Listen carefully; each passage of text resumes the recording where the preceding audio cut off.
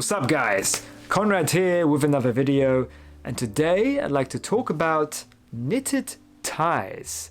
Now this video is going to be more for the sartorial enthusiasts. That's right, we're getting very specific with the accessories. And I'd say we're experiencing somewhat of a renaissance regarding the well-dressed gentleman, and knitted ties are definitely part of that equation. What is this fucking tie business? Oh, come on, forget about my tie, man.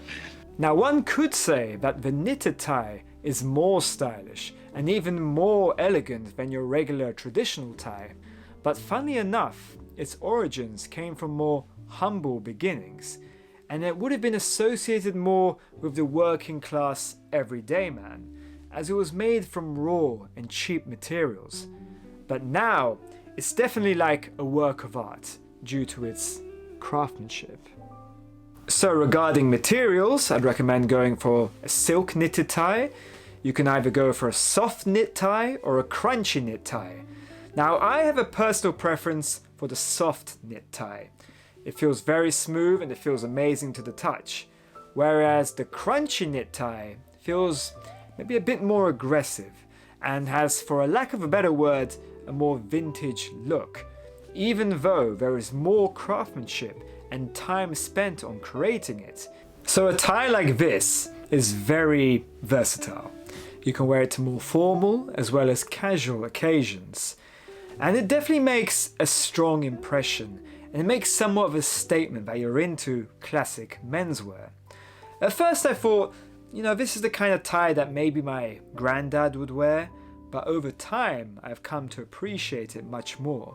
So you can wear it with your suit, with a blazer, with a cardigan, maybe even a regular jacket.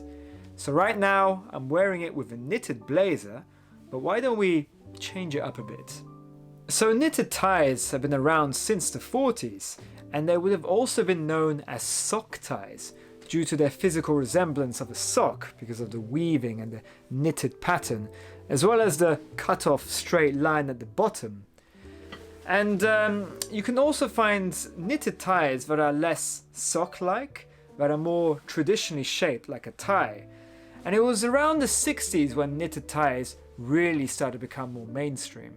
They add a subtle hint of uniqueness to your overall attire, and you're more likely to get more compliments. So instead of just, "That's a nice tie," you're more likely to get, "Ooh, that's a nice tie. It's quite unique. Quite different." And the ladies are more likely to play with your tie for longer, and you'll be like, "Oh, that's a nice tie," and they might try and get it off you, take it off your neck, in which you delicately stop them and say, "Hey, the tie stays on."